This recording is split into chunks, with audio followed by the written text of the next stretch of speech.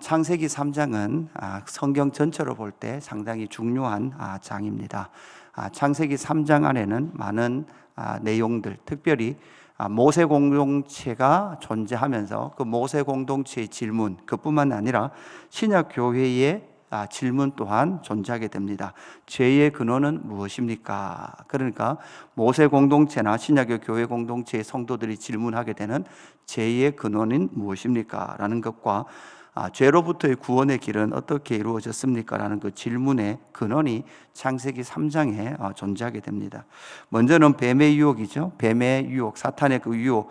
뱀으로 표현된 이것은 신약에 보면 사탄과 동일되는 그러한 사탄의 유혹, 악의 세력과 그 악의 세력을 통하여 사탄의 그 거짓말, 4가지 거짓말에 인류는 노출되었고 그 거짓말이 진짜인 줄 알고 살아갔던 인간들의 모습을 우리는 보게 되는 거죠. 그러니까 이 창세기를 읽고 있는 1차 독자 모세 공동체도 결국은 이 4가지 사탄의 거짓말에 노출된 채로 그들의 삶의 방향은 결국은 하나님처럼 자기가 하고 싶은 대로 다 할 수 있다고 생각하는 하나님처럼 되기를 원하며 살아갔던 인간의 타락한 모습을 우리에게 보여주고 있는 거죠.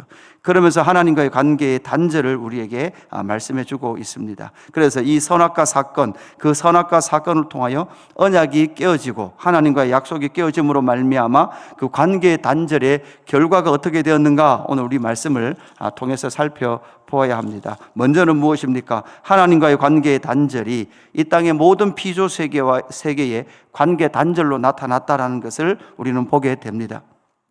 오늘 14절에 하나님 먼저 뱀에 대한 저주를 말씀하고 있습니다. 14절에 여호와 하나님이 뱀에게 이르시되 내가 이렇게 하였으니 내가 모든 가축과 들의 모든 짐승보다 더욱 저주를 받아 배로 다니고 살아있는 동안 흙을 먹을지니라, 이렇게 말씀하고 있죠.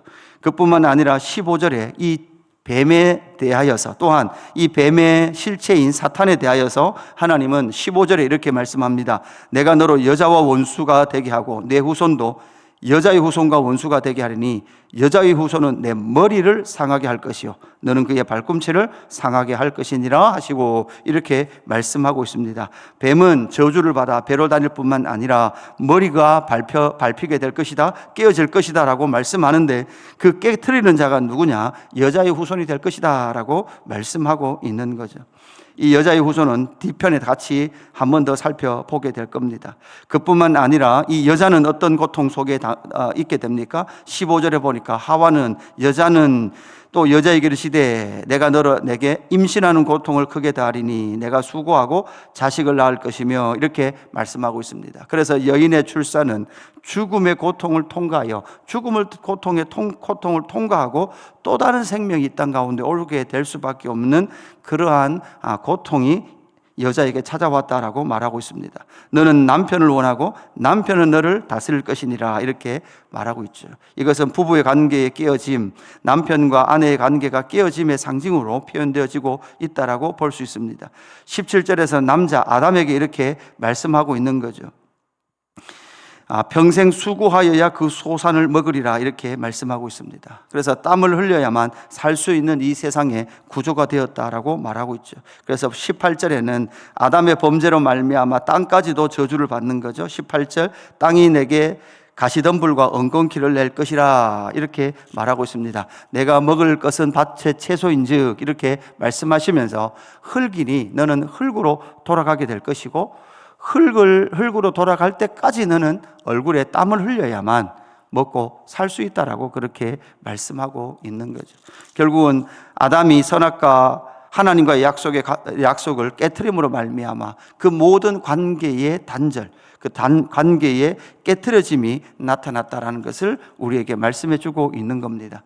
그래서 여러분, 우리는 다시 역으로 생각해 보면 우리 주 예수 그리스도를 통하여 하나님과의 관계를 회복해 주셨죠. 하나님과의 관계가 회복된 사람들은 여러분 또 어떤 삶이 펼쳐집니까? 사람과의 관계도 회복되어져 가는 은혜를 누려야 하는 것이죠.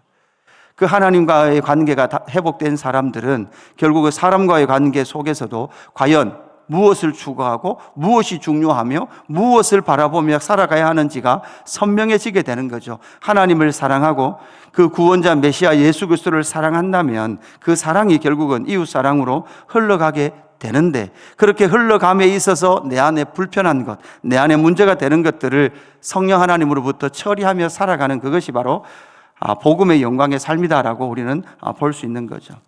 첫 번째는 선악과 언약의 파괴는 하나님과의 관계의 단절뿐만 아니라 이 땅에서의 관계의 단절을 우리에게 보여주고 있습니다. 두 번째는 그 선악과 사건의 결과가 무엇입니까? 단절 중에 보이신 복음의 소망도 오늘 본문에서 보이게 됩니다. 오늘 20절 뭐라고 말씀하고 있습니까? 아담이 그의 아내의 이름을 하와라 불렀으니 그는 모든 산자의 어머니가 됨이더라, 이렇게 말씀하고 있습니다. 모두 다 죽는데 여기서 산자의 어머니 이렇게 표현하고 있는 하와라고, 하와의 그 각주에 보면 생명 이렇게 되어 있죠.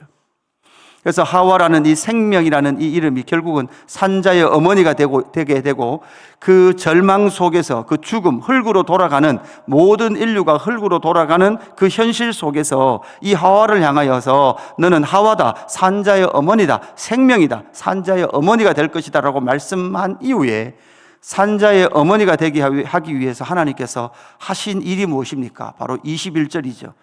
여호와 하나님이 아담과 그의 아내를 위하여 가죽옷을 지어 입히시니라, 이렇게 말씀하고 있습니다. 여기서 하와라고 한 것은 결국은 앞으로 나타날 인류는, 아담은, 남자는 여러분 무엇을 상징하고 있습니까? 죄의 상속을 상징하고 있습니다. 씨의 상속을 상징하고 있는 거죠. 반대로 하와는, 그래서 하나님은 하와라 부르며 생명이라고 부르며 이 여인의 후손, 그래서 3장 15절에 다시 돌아가면 이렇게 말합니다. 3장 15절에 내가 너로 여자와 원수가 되게 하고 내 후손도 여자의 후손과 원수가 되게 하리니 하고 있는 이 여자의 후손. 그래서 결국 이 하와라고 말하는 이 생명으로 대표되는 이 하와, 그리고 그가 어머니가 된다고 하니 결국 여인의 후손으로 누가 올 것이다라는 예언의 말씀으로 우리가 해석할 수 있습니까? 결국 메시아의 오심으로 이 본문은 해석될 수 있는 거죠. 그 메시아가 이 땅 가운데 와서 하시는 일이 무엇입니까? 바로 아담과 하와에게 가죽옷을 지어 입혔던 인류의 이 첫 번째 수치를 가리는 이 사건과 같이 예수 그리스도께서 십자가의 죽으심을 통하여 그의 생명의 옷을 입히시게 된다라는 그 복음의 기원이 여기에 근거하고 있다라는 사실이죠. 에덴 동산에서는 아마 죽음의 사건이 한 번도 없었을 거예요.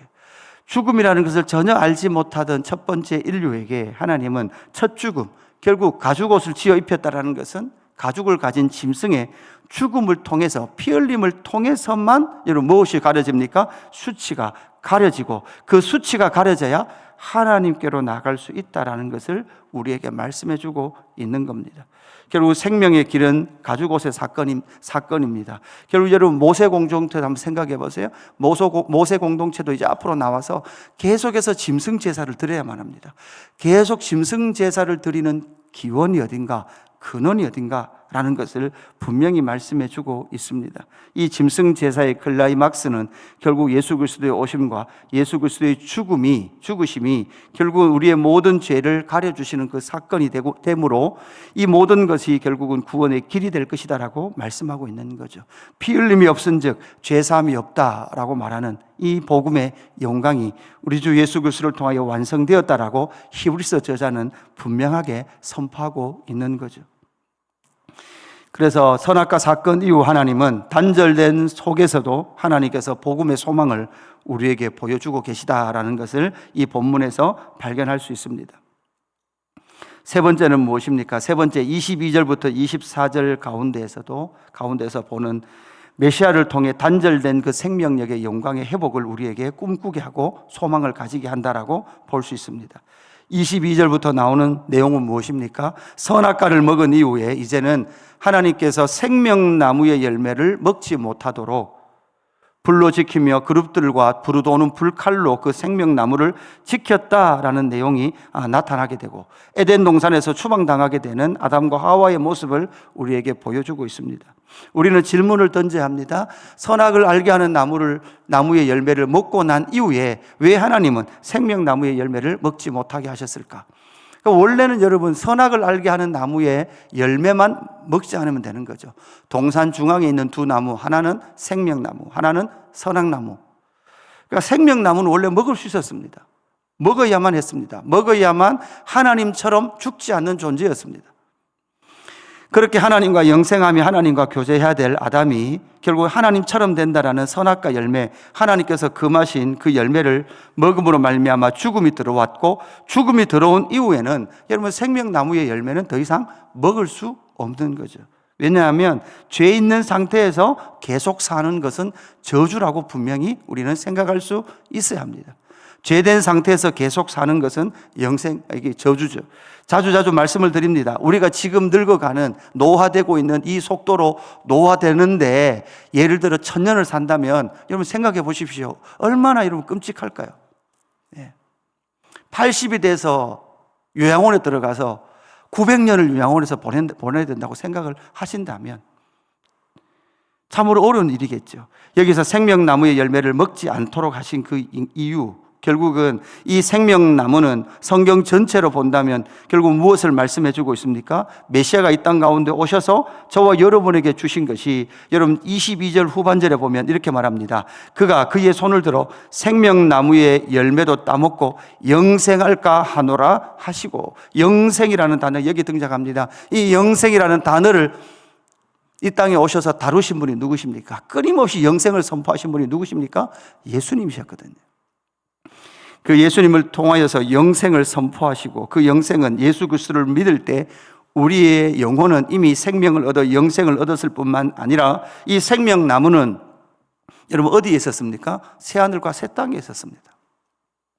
그 새하늘과 새 땅에서 영원한 생명나무의 열매를 먹으며 달마다 그 열매를 맺게 하는, 그 열매를 먹으며 영생의 영광으로서 우리 가운데 보여주고 있는 것이 생명나무의 열매다라는 것을 오늘 본문에서 발견하게 되는 거죠. 그래서 이러한 관계의 단절 속에서도, 깨어짐 속에서도, 또한 저주 속에서도 하나님은 메시아를 통하여 우리 가운데 주실 영생, 생명나무의 열매를 기대하게 하신다라는 것을 우리에게 보여주고 있는 거죠. 신약을 살아가고 있는 우리는 여러분 어떻습니까?